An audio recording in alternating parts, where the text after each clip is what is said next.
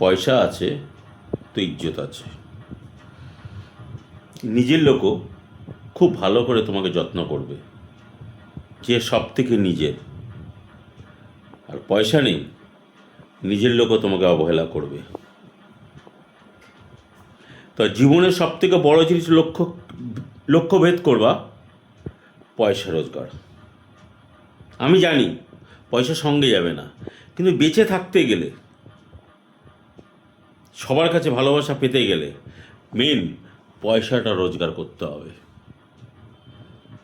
স্বার্থ দেখে, আজকে তুমি চোখ বুঝবে, কালকে তোমার জন্য কেউ নেই, কেউ নেই, মারা গেছে, তাড়াতাড়ি করে শ্মশানে গিয়ে পুড়িয়ে দিয়ে আসতে হবে। ডোমকে জিজ্ঞেস করবে কতক্ষণ লাগবে, কতক্ষণ লাগবে। তার মানে যত তাড়াতাড়ি ছুটকারা পাওয়া যায়। ওনার কি ব্যাংক ব্যালেন্স আছে, সব আছে, সব কিছু দেখবে, কিন্তু মানুষটা যে সারা জীবন তোমাদের জন্য করে গেল, তার জন্য কোনো কিছু ভ্রুক্ষেপ কারণ নেই। এটাই জীবন।